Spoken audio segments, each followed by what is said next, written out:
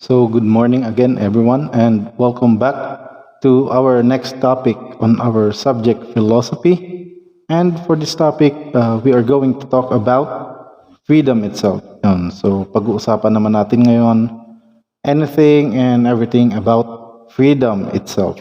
Okay, so in this first slide, you are going to see like a very simple picture or a diagram showing na there are uh, two birds like they came out of the cage going out in the real world, and somehow it's partly symbolizes the whole topic for this whole morning that we are going to discuss. So moving forward on the next slides, might as well I would like to advise you then lahat ng mapapakinig, lahat ng makikita nyo sa mga slides are the essentials of the philosophical aspect of the subject itself. Okay, none of it is part of my opinion, and it was all derived accordingly to our resources. Okay, so let us move forward then to our next slide.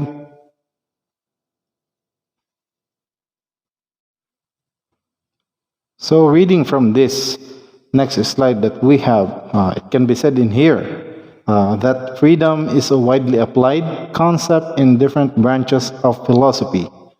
For the sake of focus, however, it would be important to clarify what we mean by freedom in this lesson. Okay, so I know somehow focusing on the word itself, diba, freedom. So you need to realize that the kind of freedom that we are talking about in here is the freedom in philosophical aspect, although it covers the literal meaning of it, the freedom itself, diba? Sa Tagalog, kalayaan, kung tawagin natin. So,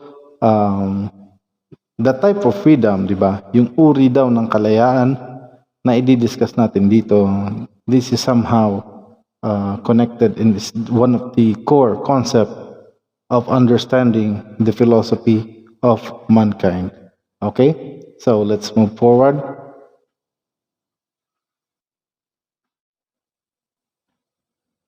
Ngayon naman, we will begin with the important distinction between positive and negative freedom according to Isaiah Berlin.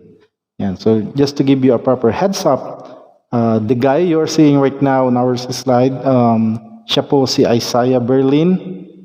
He is rather one of the most influential person ever to come up with two principles of freedom. Diba? Yung tinatawag nating positive freedom and negative freedom. All right. So whenever the word freedom comes out and whenever it is being discussed, so somehow I am having the impression that one of the few things that comes to your mind is liberty itself, diba?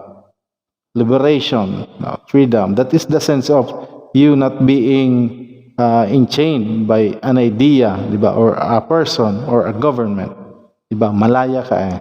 And most of us, especially on your teenage days, di ba? Kayong mga audience ko ngayon, our dear students, sa age bracket nyo, at yung mga young adult natin dyan, so I know somehow you can relate to this.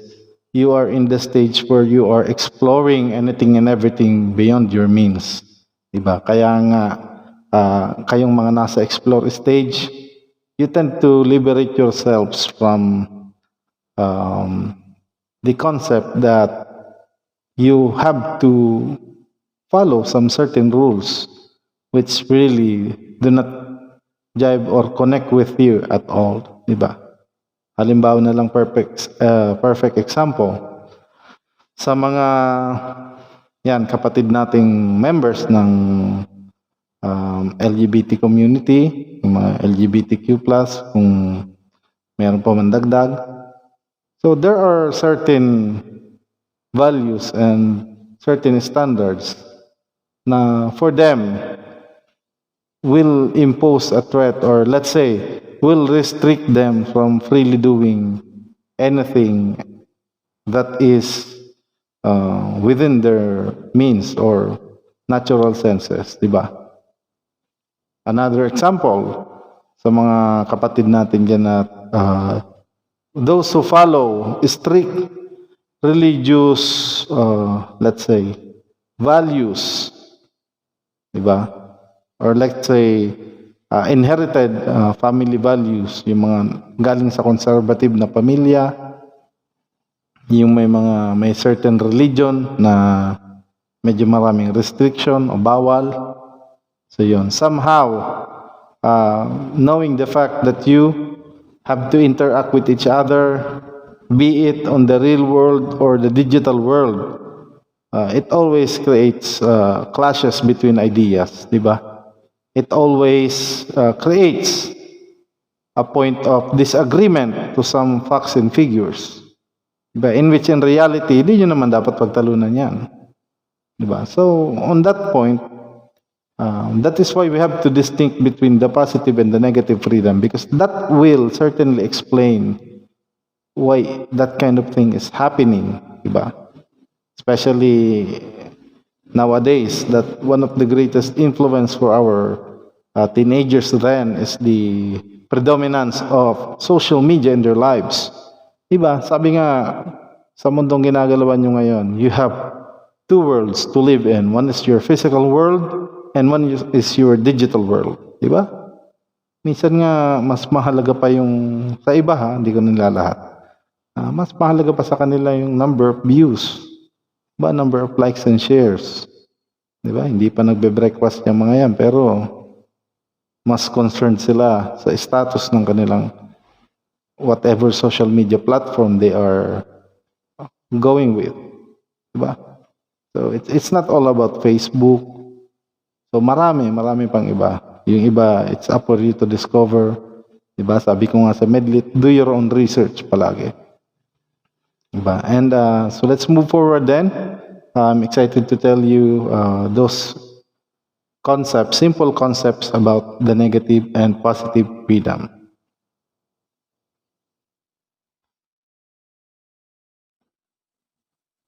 So let us read, let us read one of the famous quote of Isaiah Berlin sa kanyang concept of positive and negative freedom. So it can be read in here that the fundamental sense of freedom is freedom from chains, from imprisonment, from enslavement by others.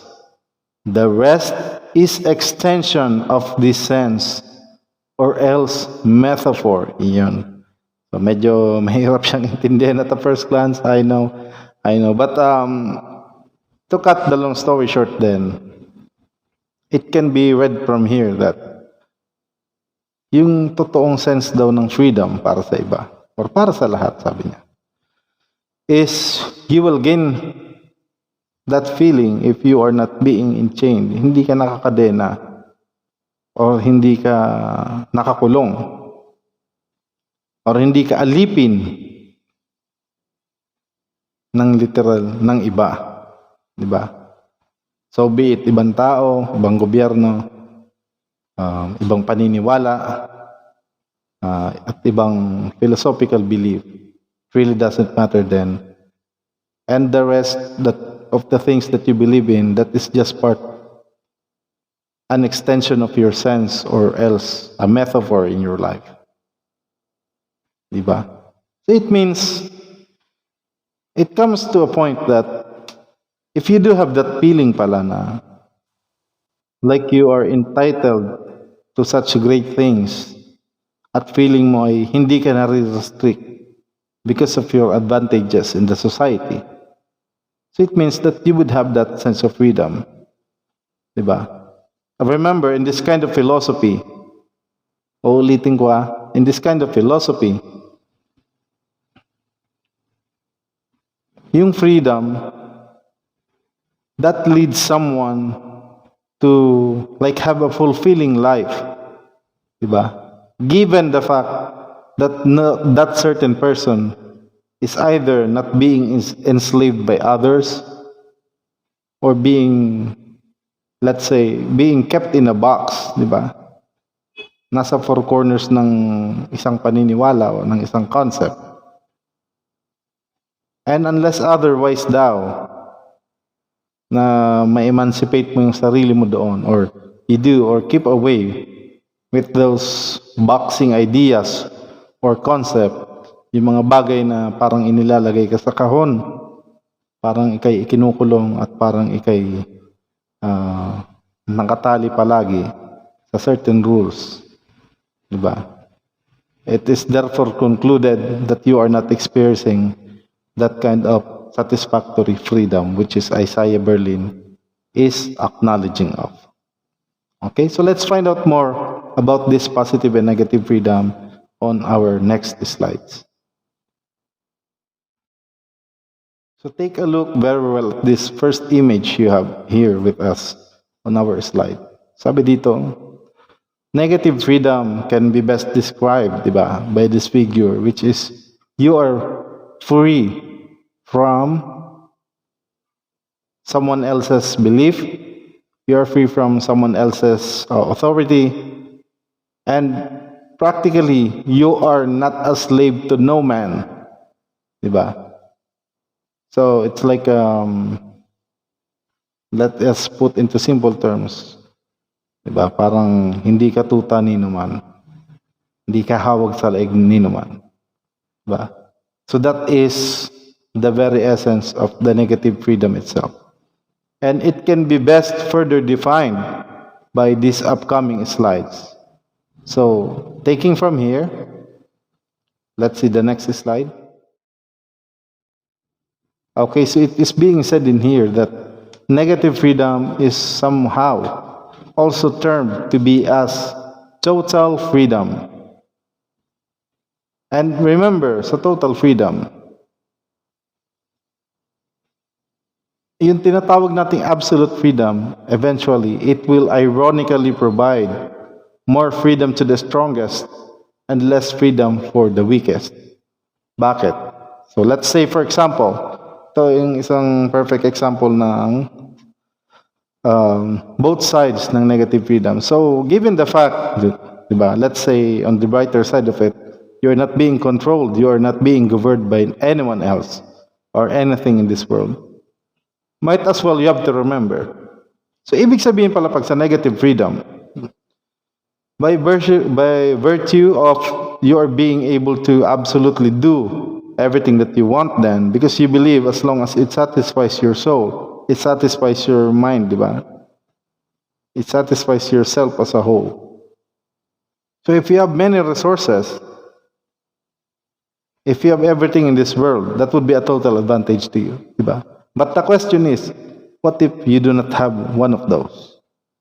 What if you are one of those people who is struggling to, diba, to live every day of their lives?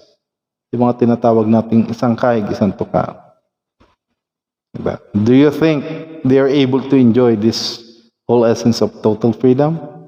Ask yourselves, diba? Sino nga ba ang tunay na malaya? There are many people saying that somehow I am very lucky because I am enjoying 2 jobs, 4 payslips in a month, and everything, di ba? Parang seemingly we have all of the advantages that this world has to offer them. But then come to think of it, di ba? Me myself, for example, I am a slave to my own time. Bakit? When it's time for me to go to office, I have to go to the office. If it's time to me to visit the school, we have to go to the school. Diba? And if it's time to me to do our administrative jobs, monitoring, to even answer unsolicited questions, diba? Yung mga biglang nagtatanong at the middle of the night, we have to take our time then. Why? Because we can never apply the concept of total freedom to ourselves then. Diba? Minsan, there are certain times where we want to do things our ways, even as teachers, but we have to follow a certain standard. Di ba? Halimbawa na lang yung method ng delivery ng lesson by using our Google Classrooms. All of those are being agreed upon by us before even opening up the season for the class. Di ba? Come to think about it. Imagine mo kung iba't ibang modes of instructions ang ginagamit namin. Just imagine, di ba? Just for the sake of fulfilling everyone's desire, of fulfilling everyone's, let's say, individuality by virtue that we are different in every way. We have different patterns on how we are able to, let's say, capture and deliver our lessons. Diba? Mahirap. There is no uniformity at all. Diba? And yun yung isa sa mga masasabi kong tawag dito. Mga hindi masyadong magandang epekto ng negative freedom being as a total freedom concept. Diba? Imagine, the strongest will survive on that kind of philosophical idea. How about those weak ones, di ba? Does it mean in a total freedom, you can put justice in your hand? Di ba? And by the virtue that you can put justice to your hand because it's a total freedom, do you think it would be like equally pleasuring to yourself to do unto others kung ano man yung kamali ang ginawa nila sa inyo? Di ba? Do you believe it would make you one more of a better person than the other? So come to think about it. Diba? The word total freedom is a very dangerous word. Masarap lang siya pakinggan in a sense that it's true that you can be able to enjoy your liberty or freedom at once. But then life itself, when you came to think about it, it's not all about enjoyment. Diba? If you do believe your goal in life is to be happy, I don't know if you live a happy life after all. Diba? The human person itself is a needing being, and the human person itself is a biological being. And always remember, we are also social and economical beings. It's not all about happiness. Diba? It's not all about freedom itself. Diba? You want liberty from your society, from your governance, diba? Even from the smallest unit of government, which is your family. Diba? And what do you gain from it? Diba? Total freedom. Do you think it would be applicable to you right now? But these are just self-thought-provoking thoughts na pwede kong may share sa inyo in the nicest way. Diba? Because coming to think of it, just like you and just like everyone else, I also came to the point where I explored everything. Diba? I sought out, I seek for total freedom. I seek for independence. Diba? And it taught me life-changing lessons. Why? That was when the time I experienced failures. Because that was the time I realized we can never, ever attain and maintain, diba? Yung pinapangarap nating equalitarian society. No, that's not gonna happen. The society itself told us in history, is telling us right now, and will continue to tell us in the future,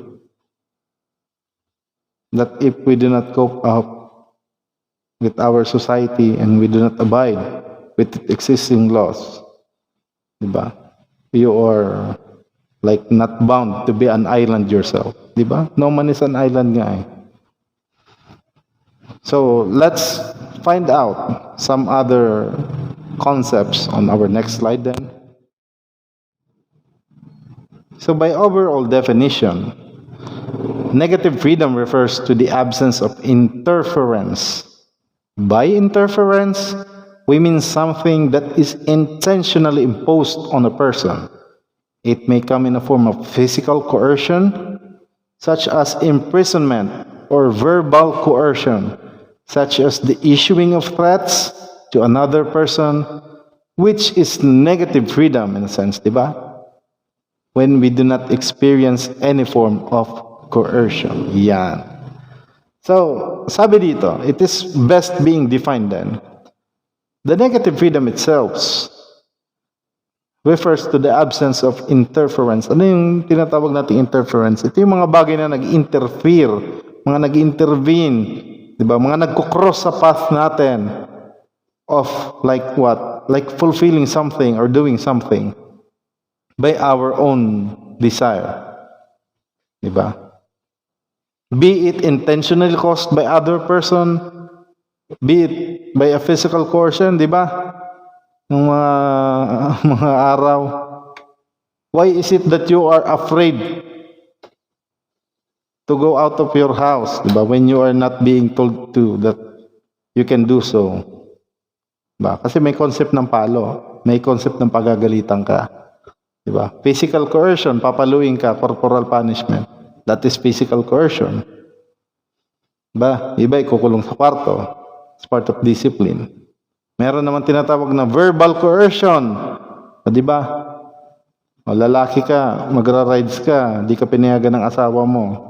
O, nagbanta, di ka makakauwi pag naglalakad. That is a verbal coercion. Di ba? Be it a direct or indirect threat to another person. Di ba? Be it sarcastic or let's say direct to the point.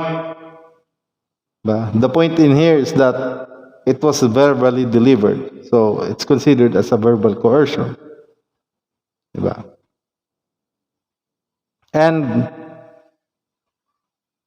the whole point of this matter is that somehow negative freedom itself is very hard to attain nowadays. Diba? Kaya nga, it remains to be a concept, but it's not a self-lying concept. Kaya nga, sa lesson na to, magkasabay na itinuturo ang negative freedom at positive freedom. Diba? These are two conflicting elements, but they work like yin-yang, diba? So there should be rather balance in some ways that you are practicing these types of freedom. Okay? So ibig sabihin pala, the freedom itself, you cannot choose independently from those two choices. They have to work together. They have to be in proper balance. Diba? May oras na ikaw yung masusunod, may oras na you have to follow. Diba? Sabi nga natin, sabi ko nga sa mga subordinates ko noon, a good leader is a good follower. Diba? You obey first before you complain. Diba? So those are simple concepts, especially if you are under tutelage of some kind of leadership or an organizing body, diba? If you are part of an organization. So, hindi mo pwedeng practice yung negative freedom sa sarili mo by that virtue. Bakit? It will come to a point that it will show that you yourself is somehow, or let's say would be, a very selfish person indeed. Diba? You will come to a point that you will develop this narcissistic behavior, di ba? Ano yung narcissism? Yun yung mahal na mahal mo yung sarili mo. Di ba? Mukha mo na nga, wallpaper mo pa sa computer, wallpaper mo pa sa cellphone, mukha mo na nga yun. O, di ba? Sa sobrang pagmamahal mo sa sarili mo, lahat ng picture frame sa bahay mo, mukha mo pa rin. Di ba? You're so much in love with yourself. Di ba?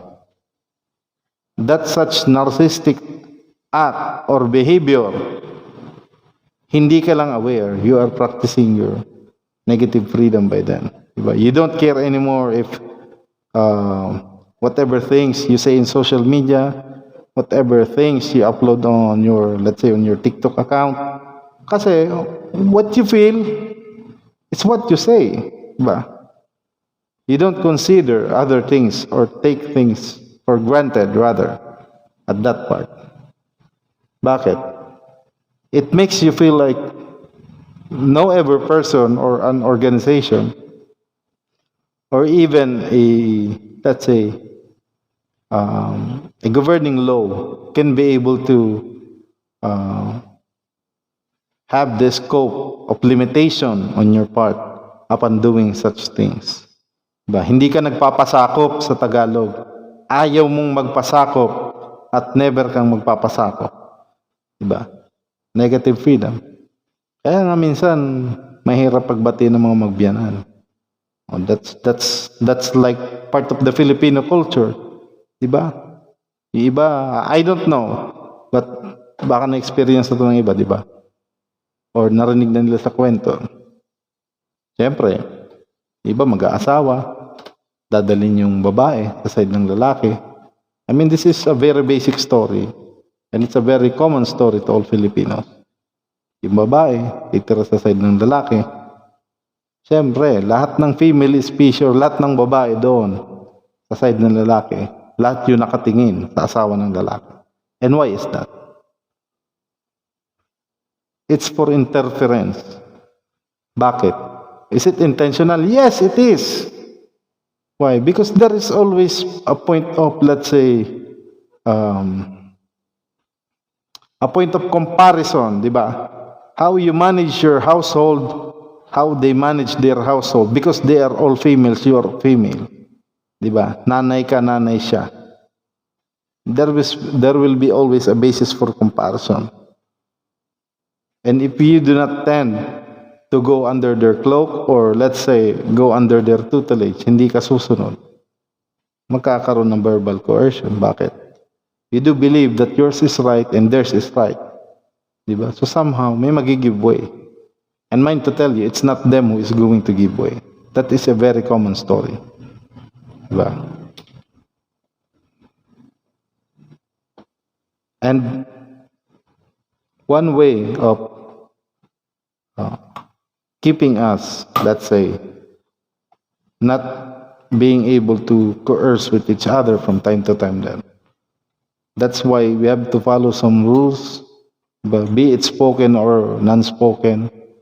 But somehow, it would be better if we always set proper expectations and standard in everything that you do. Diba? Kahit nung may face-to-face na klase, I always tell my students, I really don't care how loud is your noise as long as it does not affect the other class and as long as it is an academic noise. Diba?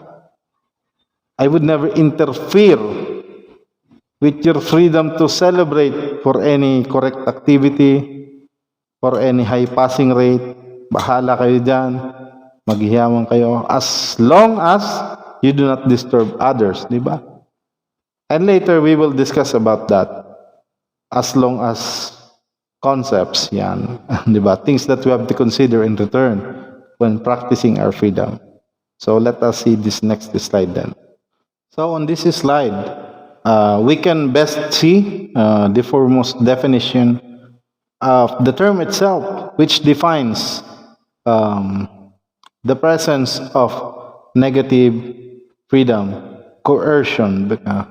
So you can see in here, coercion is the practice of persuading someone to do something by using force or threats.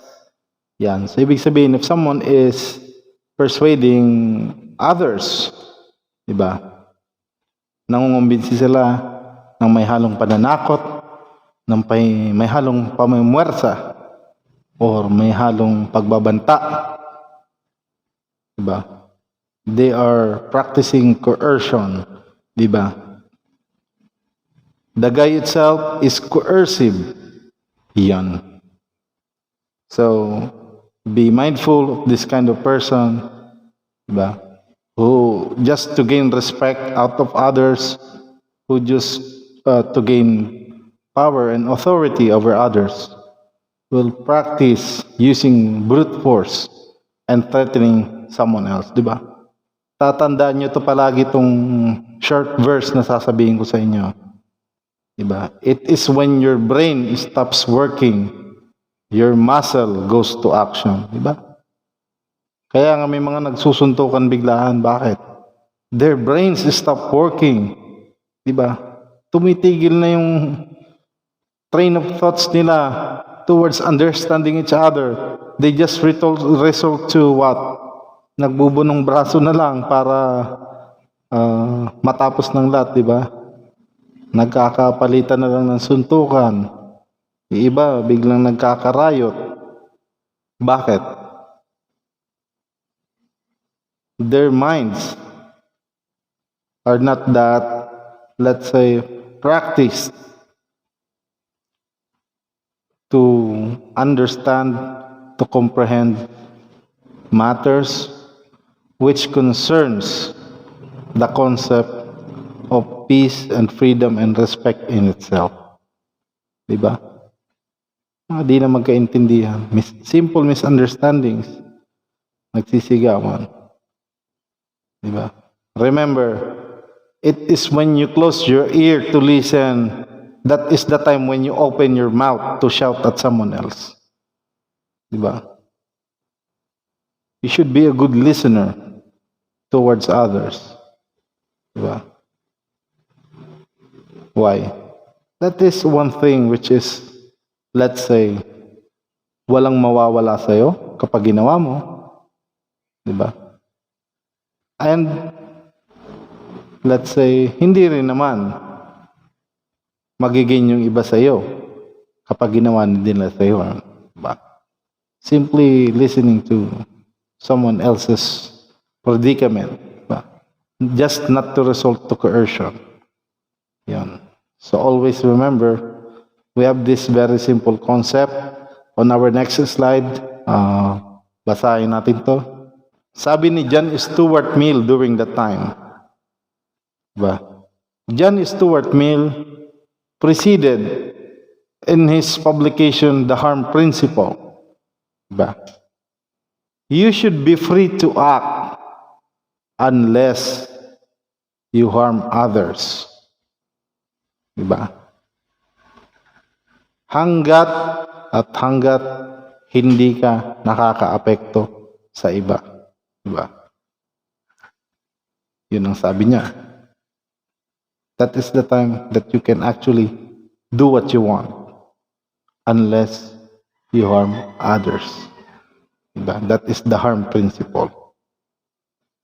So much for that. That is I do believe somehow you were able to catch something on our concept of negative freedom. And on the next video, I am going to highlight its opposite then, yung tinatawag nating positive freedom. So thank you and good morning everyone.